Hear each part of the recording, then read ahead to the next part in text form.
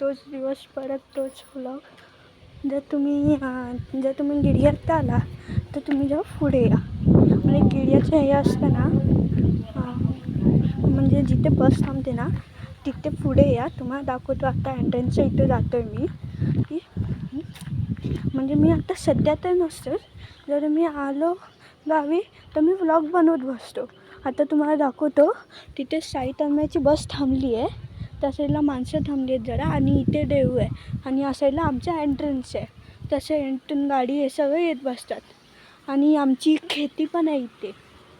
आता काय तांदळाची लावली आहे खेती, आता मग त्यानंतर काय पाऊस पडायला सुरुवात होईल, मग त्यानंतर हे करतील मग काय। आता मी माझ्या आजीच्या इथं आलं पूर्ण, आणि आम्ही ॲक्च्युली गिर्याच्या आधी इथे गेलेलो, कात्रा देवीला गेलेलो हां।